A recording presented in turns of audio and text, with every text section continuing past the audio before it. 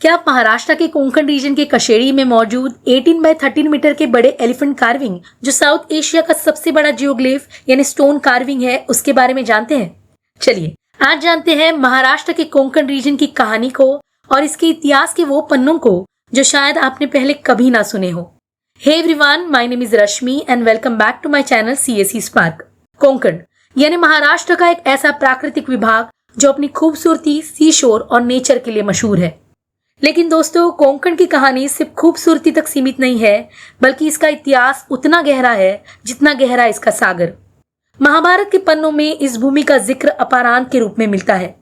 सोचिए, हजारों साल पहले भी ये प्रदेश इतना महत्वपूर्ण था कि भारत के महाकाव्य महाभारत में भी इसका उल्लेख मिलता है।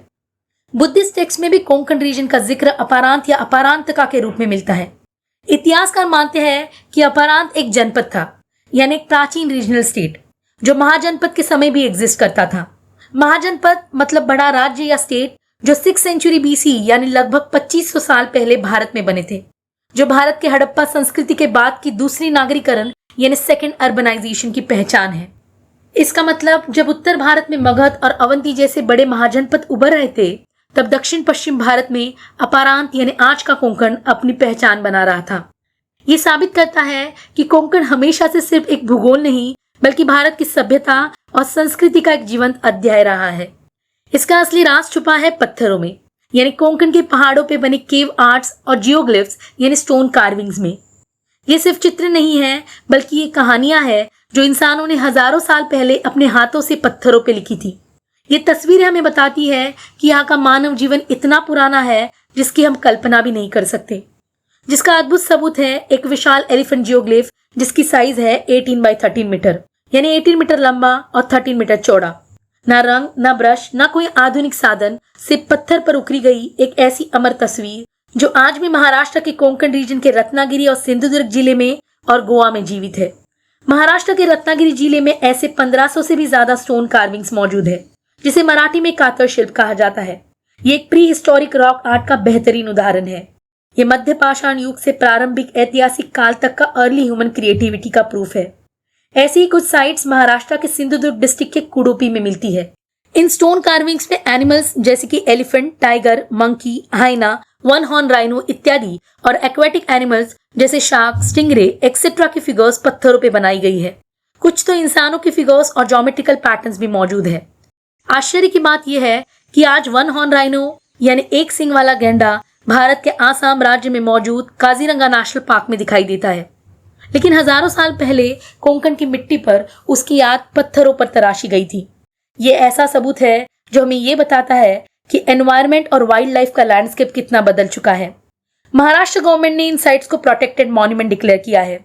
यूनेस्को यानी United Nation Educational, Scientific and Cultural Organization ने 2022 में इन साइट्स को वर्ल्ड हेरिटेज टेंटेटिव लिस्ट में शामिल किया था as a geoglyph of Konkan region of India, ताकि इसे वर्ल्ड हेरिटेज साइट का दर्जा मिल सके। इन कार्विंग्स में उस समय के हंटर गैदरर्स और उनके एनवायरनमेंट यानी पर्यावरण और एनिमल्स के बारे में पता चलता है जो अब उस रीजन में नहीं पाए जाते। हंटर गैदरर्स यानी मानव का एक ऐसा समूह जो अपनी आजीविका के लिए खेती और पशुपालन पर निर्भर नहीं था, बल्कि प्राकृतिक रूप से उपलब्ध चीजों से भोजन जुटाता था। ये पत्थर सिर्फ कलाकृति का नमूना नहीं, बल्कि भारत की सबसे पुरानी कहानियों में से एक है। यह हमारे पूर्वजों का इतिहास है जो ये दर्शाता है कि भारत की संस्कृति दुनिया की सबसे एंशिएंट और रिच सिविलाइजेशन रही है। जब दुनिया अंधेरे में थी, तब भारत अपनी कहानी पत्थरों पर लिख रहा था, ताकि आने वाली पीढ़ियां अपने एंसेस्टर्स यानी पूर्वजों को याद कर सके और भारत की सभ्यता को समझ सके। इसी कोंकण रीजन को और इसके गर्भ में छुपे भारत के इतिहास को हर किसी को देखना चाहिए।